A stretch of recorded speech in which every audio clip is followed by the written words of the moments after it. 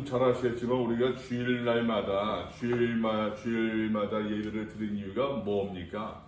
우리가 주일날 예배를 드리는 가장 큰 이유가 예수님께서 주일날 이 아침에 새벽에 부활하셨기 때문입니다.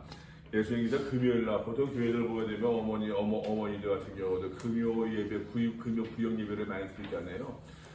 금요 예배를 드리는 이유도 사실 한국교회 전통을 보게 되면 예수님께서 금요일날 이제 십자가 달라 죽으셨기 때문에 그것을 이제 기억하고 기억하면서 이제 모임이 어떤 시초라고 얘기할 수 있겠는데 주일날 초대교회가 세계 교회가 말입니다. 주일날 예배를 드린 이유는 우리 예수님께서 이제 안식 후 첫날 안식을 하면 지금 토요일이니까요. 안식 후 첫날 주일날 이제 새벽에 이제 그 부활의 소식을 제자들이 들었단 말입니다.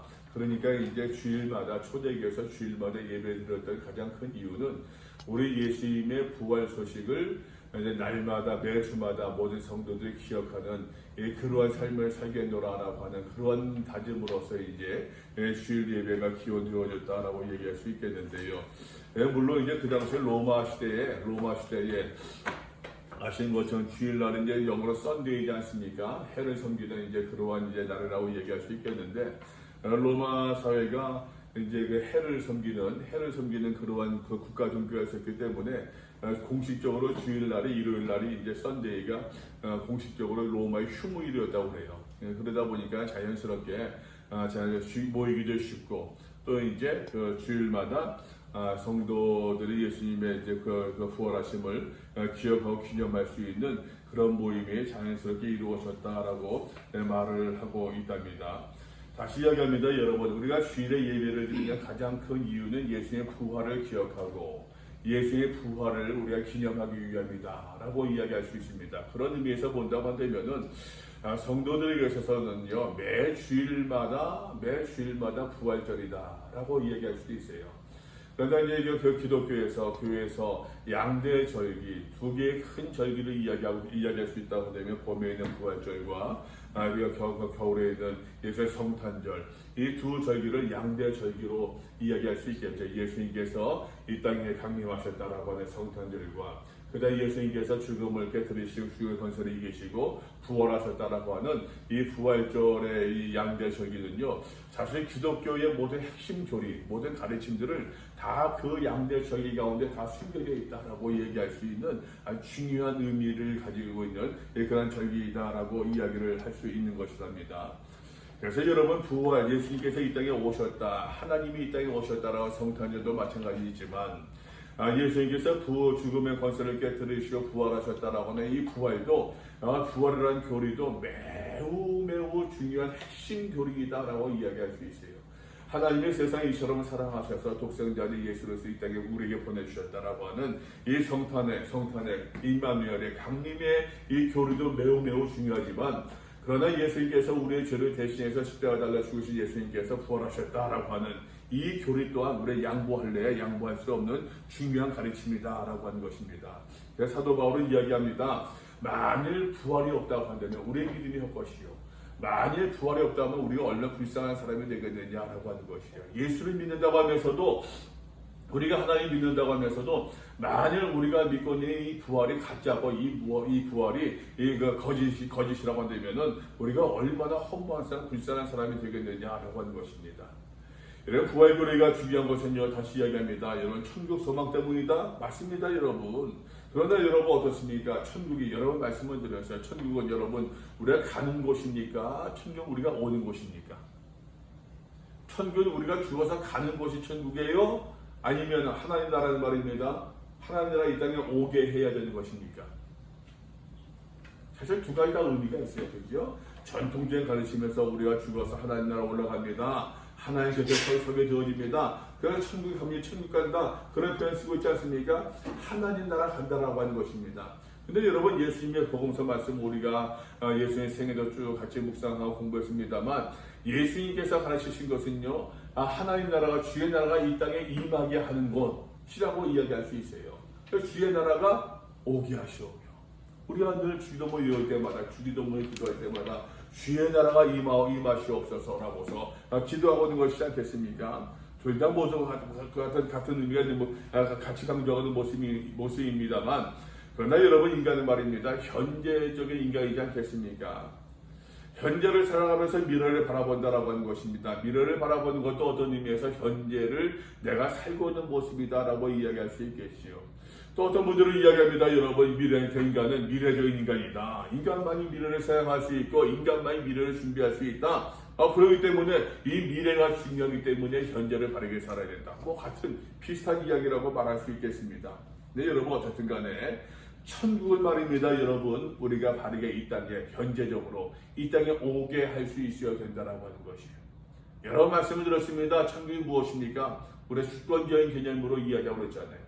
하나님의 주권이 미치는 곳이 바로 천국이라고 하는 것이에요. 그런 의미에서 여러분, 내 마음이 먼저 천국이 될 수 있어야 돼요. 하나님의 주권이 내 마음과 내 삶을 다스릴 수 있어야 된다라고 하는 것입니다. 조금 더 확대한다고 되면은 우리의 과정이 천국이 될 수 있어야 돼요. 더 확대한다고 되면은 내가 살고 있는 곳, 내가 거하고 있는 것이 다 천국이 될 수 있어야 됩니다. 더 확대한다고 되면은 여러분, 우리나라가 온 세상이 천국이 하나님의 주권에 굴복할 수 있어야 된다라고 하는 것이에요. 아까 오면서도 잠깐 말씀드렸습니다만, 여러분, 이 코로나의 사태를 보면서 어떤 생각하십니까? 전 세계가 올수록되어지고 말입니다. 근데 여러분, 불과 한 달도 되지 않아 가지고서 자연이 회복되어진다. 참 놀랍지 않습니까, 여러분? 참 놀랍지 않아요?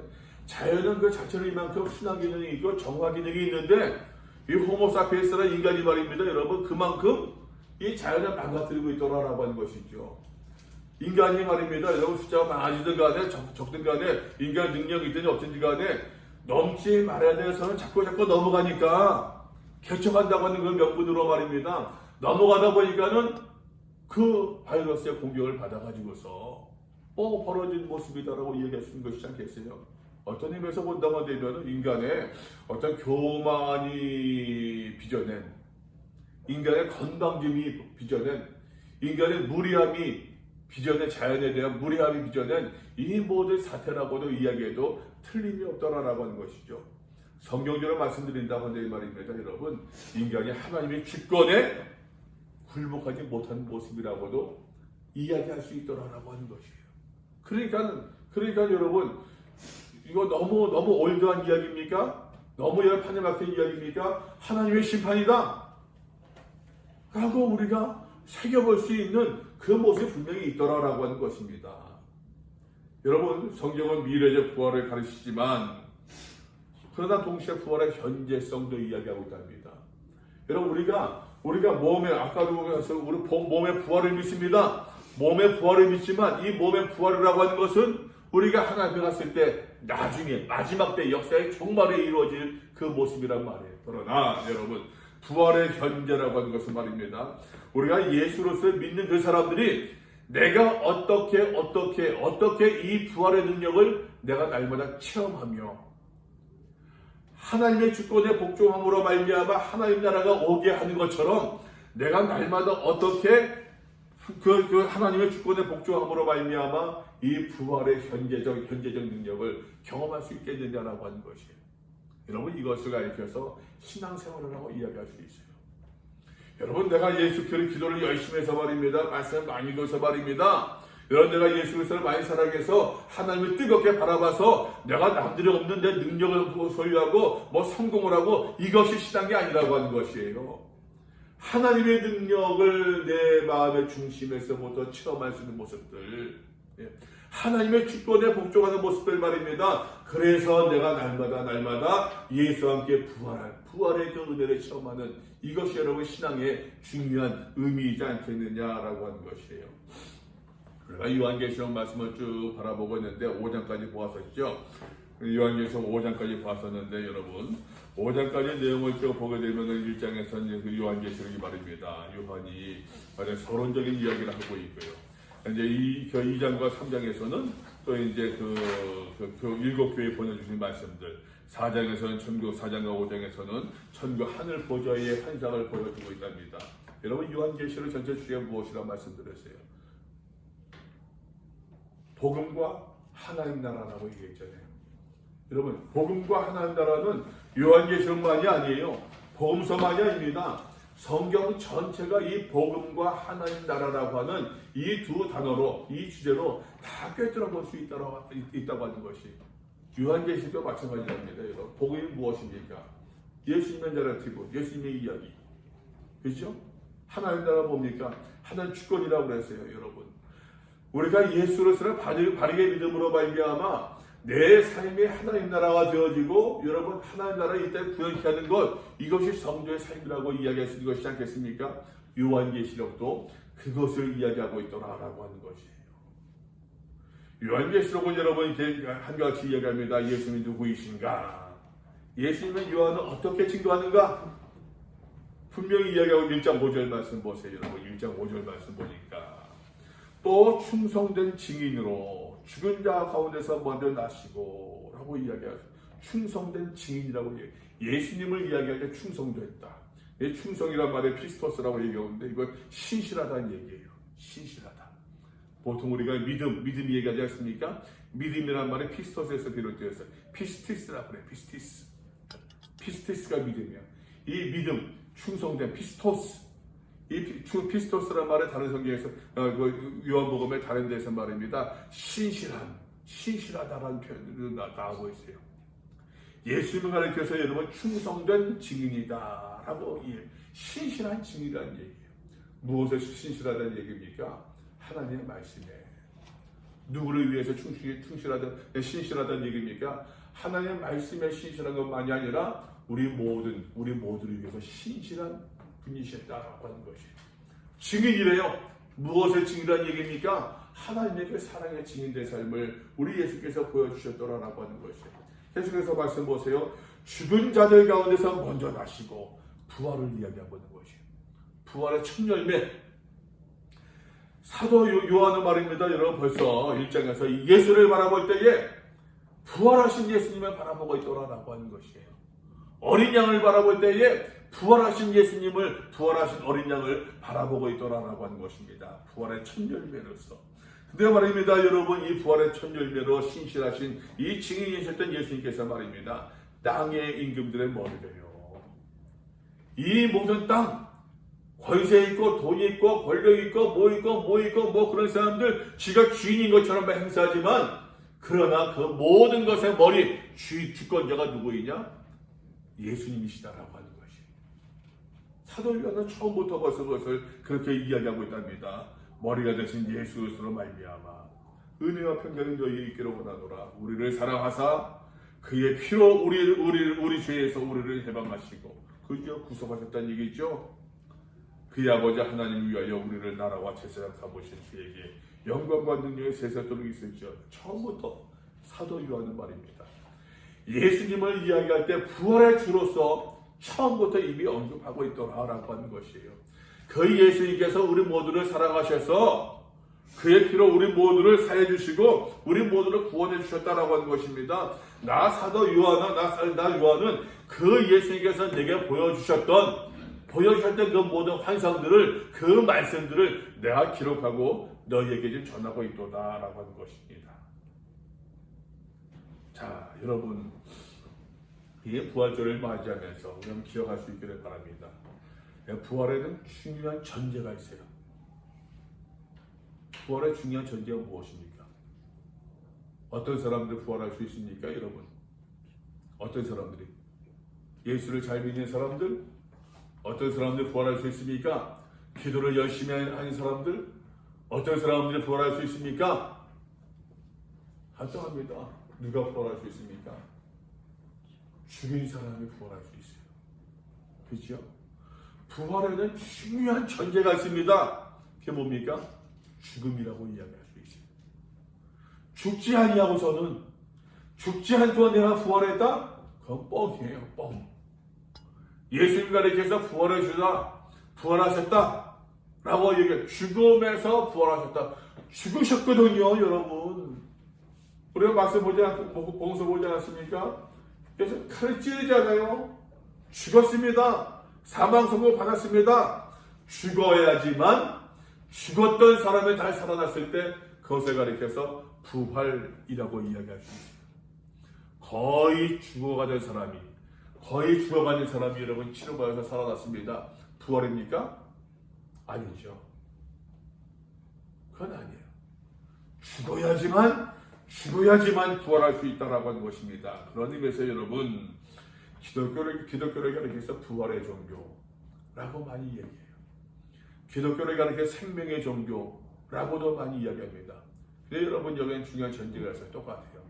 기독교는 죽음의 종교라고 이야기할 수 있어요. 죽음의 종교. 그래서 여러분 기독교 말씀 말입니다. 우리가 바르게 잘 죽는 것을 이야기해요. 잘 죽는 것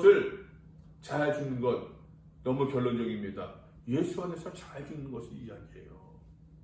다시 이야기할게요, 여러분. 잘 죽는다. 너무 철학적으로 말씀드리면은 인간은 여러분 산다고 하는 것은 말입니다. 죽어가고 있는 거예요.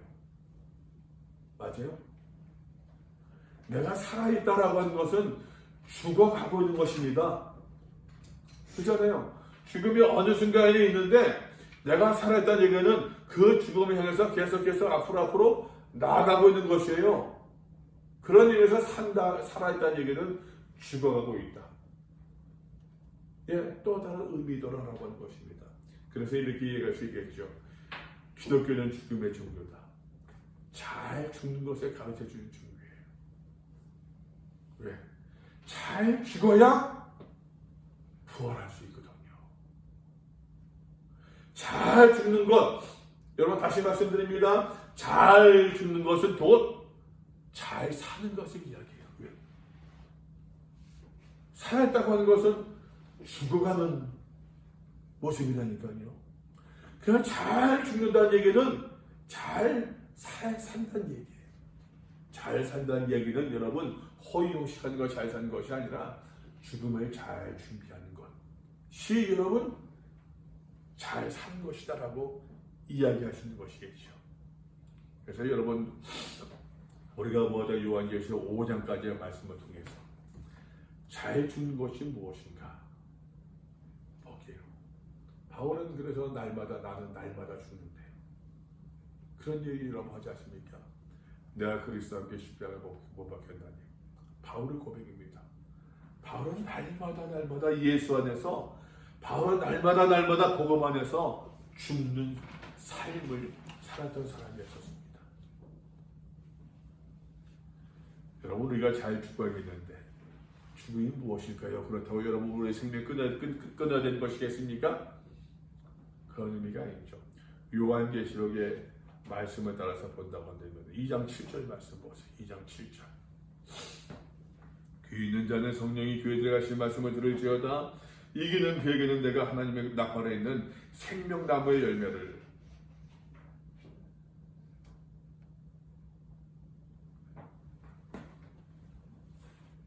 죄송합니다. 그 아닌데요. 그 말씀 아닌데. 네. 어디 어디 있나? 미안합니다. 네, 인내란 말에 몇 절에 있죠?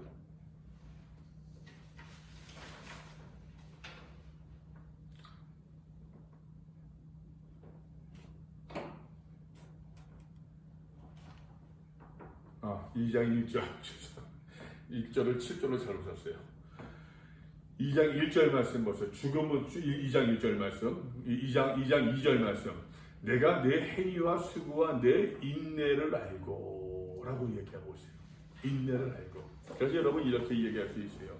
죽음이 무엇이냐? 성도에게 있어서 죽음은 말입니다. 인내하는 것이다 라고 이야기할 수 있어요. 인내하는 것. 2장 2절도 있죠. 여러분 내가 인내를 알고 인내를 안돼요. 또 2장 몇 절에 있으면 2장 19절 말씀 보시겠습니까? 내가 네 사업과 사랑과 믿음과 섬김과 인내를 아노니. 인내를 이야기합니다. 또 3장 10절 말씀 보시겠습니까? 내가 나의 인내의 말씀을 지켰은즉 내가 또한 너를 지켜 시험에 들을 면하게 하리니. 인내의 말씀, 인내라는 표현이 계속 나오고 있답니다.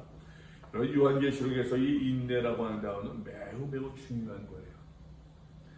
외부적으로 말입니다. 압박이 옵니다. 박해가 옵니다. 그것을 견딥니다. 이것도 인내이지만 요한계시록에서 이야기하고는 인내는 말입니다. 여러분 또 다른 의미에서도 인내라고 하는 것은 이제 여러분 우리 안에서는 유혹들을 이야기하고 있어요. 우리가 얼마나 유혹이 많습니까? 이 유혹을 잘 이겨나가는 것도 인내라고 하는 것이에요. 그래서 여러분 죽음이라고 하는 것은 인내하는 것이에요. 인내하는 것. 근데 말입니다, 여러분. 2장 19절 말씀 보세요. 2장 19절 말씀 보게 되면은 내가 내 사업과 사랑과 믿음과 성인과 인내를 아노니 여기서 말할 때 사업이라고 하는 것은 뭐 장사하고 무슨 뭐 어떤 뭐 그런 의미의 사업이 아닙니다. 여기 그렇게 번역되어 있는데 여기서 말할 때 사업이라고 하는 것은 행위를 이야기해요. 행위. 내가 하는 것들. 그 여러분 인내 이꼴 이렇게 내 하는 행위라고 하는 것이에요. 인내 이꼴 사랑이라고 하는 것이에요. 인내 이꼴 믿음이라고 하는 것입니다. 인내 이꼴 섬김, 봉사라고 하는 것이에요. 2장 3절 말씀 보니까 2장 3절 말씀 보세요, 여러분. 그러므로 내가 어떻게 받았으면 어떻게 들었는지 들어 생각하고 쉽게 행하라. 만일 일깨지 아니야. 2장 3절 죄송합니다. 2장 3절 말씀. 또 내가 참고 내 이름을 위하여 견디고 게으르지 아니한 것을 아노라 하고 말씀하고 있지 않습니까? 내 이름을 위하여 견디고 하나님의 이름을 기꺼이 견딘 것 말입니다. 이것을 가리켜서 이제 인내라고 이야기하고 있더라라고 하는 것이죠. 여러분이 인내하는 자가 이길 수 있다고 하는 것이에요. 인내하는 자가 이길 수 있습니다. 그래서 계속해서 말씀하고 있지 않습니까? 여러 말씀드렸습니다. 요한계시록에서 이기는 자에 대해서 계속 이야기하고 됩니다. 다른 성경은 말입니다. 이 이기는 자를 신앙의 승리자라고 번역하고 있어요. 모든 교회들마다 계속 이기는 자에게, 이기는 그에게는 내가 이러한 상황을 줄 것이다. 이기는 그에게는 어떻게 이길 수 있다고요? 인내함으로 말미암아. 여러분 우리가 날마다 죽어야겠는데 우리가 날마다 죽어야 된다라고 이야기하면서 내가 어떻게 사는 것이 죽는 모습이겠느냐? 인내하는 것이다라고 하는 것이 계시록의 이야기입니다. 뿐만 아니라 죽음은요, 여러분 따르지 않는 것, 바라보지 않는 것이다라고 이야기할 수 있어요. 요한계시록 말씀 보게 되면 계속해서 나오는 단어가 있습니다. 회개라는 단어가 계속해서 나오고 있어요. 2장 5절 말씀 보세요. 그러므로 어디서 떨어졌는지를 생각하고 회개하여 네가 회개하지 아니하면 회개에 대해서 이야기합니다. 2장 또 15절 말씀 16절 말씀 보세요. 그러므로 회개하라. 그리하지 않으면 내가 속히 가서 내 입에 검으로 부들가 싸우라. 회개하라. 회개에 대해서 이야기합니다.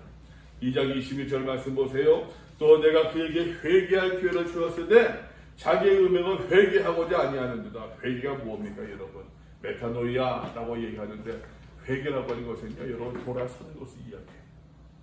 이것을 바라보다가 내가 돌아서는 것이 회개입니다. 내가 이 길을 걸어가다가 돌아서 오는 것이 회개예요. 돌아서서 바라보는 것만이 회개 아니에요. 유턴해서 완전히 돌아오는 것을 가리켜서 회개라고 이야기할 수 있답니다. 여러분 성도가 이 세상을 살아가면서 우리를 유혹하는 게 얼마나 많이 있습니까? 그 모든 가운데 인내할 수 있어야 돼요.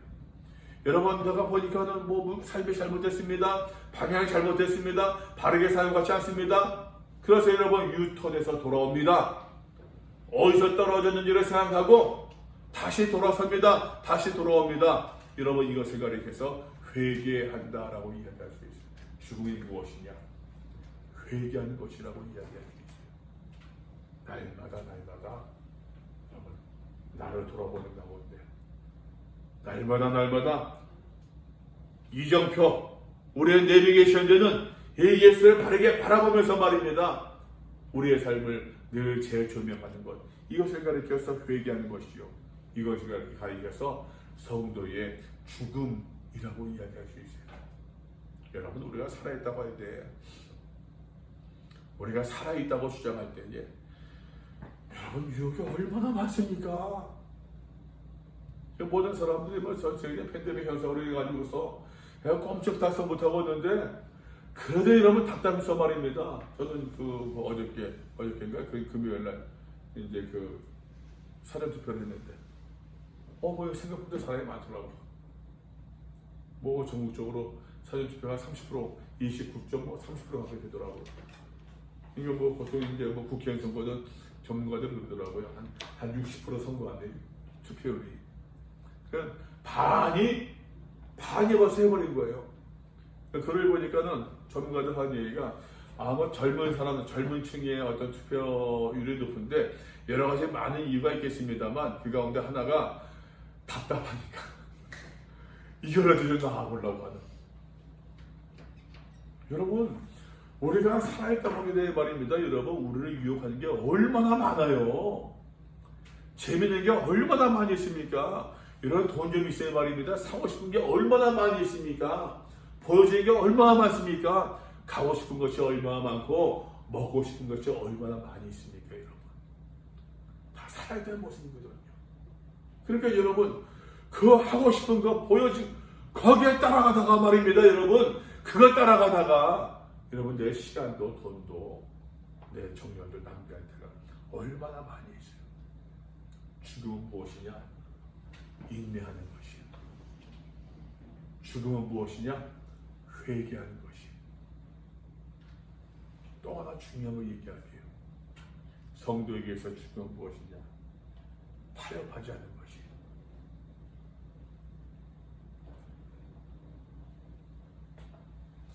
오늘 본문에서도 얘기하고 있죠. 앞으로 요한계시록 얘기할 때 많이 지금도 좀 강조했습니다만 많이 강조하겠습니다만 여기서 계속 나오는 중요한 몇 가지 단어가 있습니다. 자칭 유대인이라 하지만 또 니골라당 또 이세벨 또 발람 이러한 사람들의 이야기가 나왔습니다. 니골라당은 말입니다. 여러분 영과 육은 다르다 라고 가르쳤던 이원주의를 얘기했던 사람이 영지주의라고 하는데 영적 지식 영지주의라고 얘기하는데 이 니골라당은 영지주의를 나스티시즘이라고 하는데 그 영지주의를 얘기하던 그런 사람이었었어요. 그러니까는 우리의 영이 바르게 되었으면 됐지 우리의 육은 조금 망가져도 괜찮다. 그러니까 여러분 쾌락과 즐거움과 여러분 그런 것들은 영적입니까? 육적입니까? 육적이잖아요. 그러니까 내가 하나님을 바르게 믿으면 내가 바르게 생각하면 됐지 내가 저 육을 좀 즐겨도 괜찮다. 이게 니골라 영지주의예요. 오늘날도 여러분 그런 가치 많잖아요. 그죠? 영지주의의 아류라고 니골라당이에요. 이세벨은 뭐냐면 아합 시대에 이세벨은 이제 이방 여인으로서 이방의 공주로서 아합과 결혼해가지고서 정략적 결혼을 맺은 거예요. 이 이세벨이 말입니다. 여러분 이스라엘 아합과 결혼함으로 말미암아 이스라엘에 우상 숭배가 들어오게 됐어요. 성행하게 됐어요.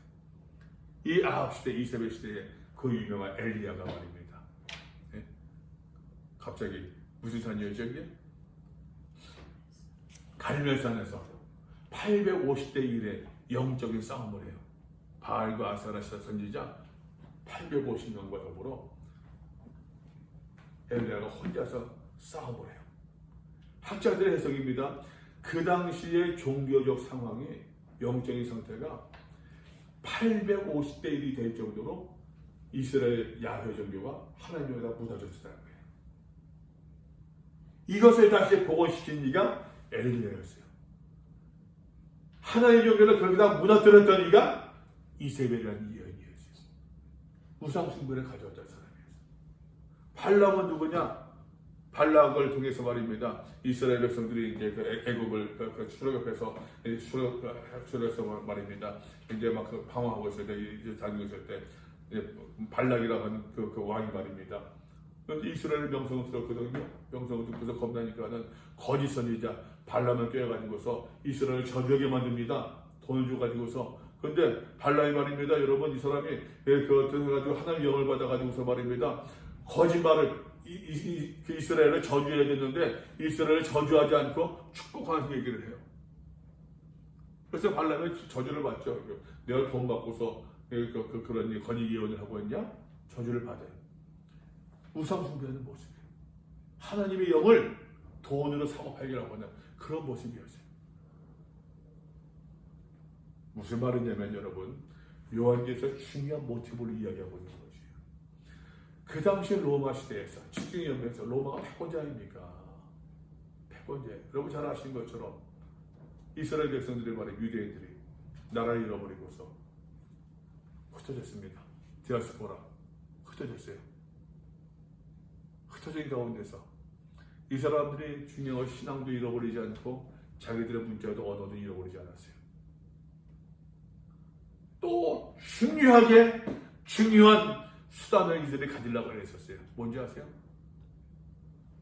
뭐겠어요? 여러분, 자기의 고향을 떠났습니다. 그래서 어떻게 살아남아야 돼요? 어떻게든 살아남아야 돼요? 뭐가 필요해요? 아직 모르는구나. 돈이 필요한 거야, 돈이 필요한 거예요. 어떻게든 살아남아야겠는데, 근데 여러분, 막 신앙을 잃어버리지 않았어요. 근데 돈이 필요해요. 그러니까 니골라당을 비롯한 영지주의의 유혹에 빠질 수 있어요. 우리가 신앙을 지키면 됐지. 이 돈은 가져야 돼. 돈을 벌기 위해서 돈을 벌 수 있다고 한다면 내 마음은 깨끗하고 돈을 버는 데는 우리의 육신하고 좀 망가져도 영지주의 아니에요. 그 다음에 여러분, 지식의 연변에서 로마가 절대적인 패권자였었거든요. 얼마나 많은 무역이 있었겠습니까? 무역이 되는 곳에는 여러분, 자고로 지금도 그렇지만 구룡포는 그래 돈이 많대요. 구룡포하게 된 말이죠. 여러분, 다방이 많대요. 다방이. 뱃사람들이 그래서 돈 버니까 쉽게 돈 쓰는 거예요. 저는 깜짝 놀랐어요. 그 얘기 듣고서. 돈이 모이는 곳에 여러분 흥청망청해 있거든요. 돈이 모이다 보니까는 다시 얘기합니다. 디아스포라 흩어진 사람들이 돈의 중요성을 알거든요. 지중해 연변을 자주 하는 로마에서 이게 그 상업이 상이하다 보니까 돈이 보인단 말이에요, 여러분. 돈을 벌어야 있거든요. 그러니까 어떤 게 있어요? 타협을해요. 타협이 벌어져요. 이 타협이 말입니다. 영적인 의미에서 타협이 됐든지 간에 경제적 의미에서 타협이 됐든지 간에 타협하면서 신앙이 망가지는 거예요. 한번 여쭤볼게요, 여러분. 살기 위해 타협한다. 맞아요, 틀려요?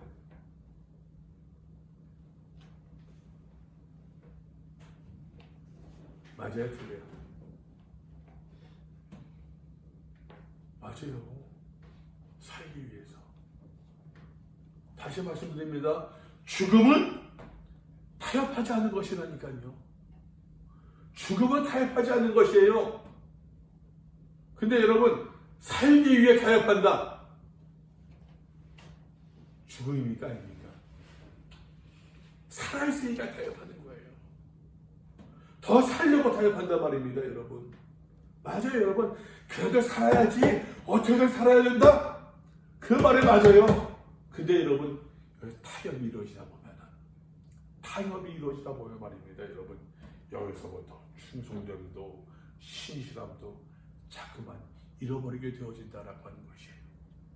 타협이 이루어지면 죽음은 타협이라고 이야기할 수 있어요. 그래서 여러분, 요한계시록에서 이야기합니다.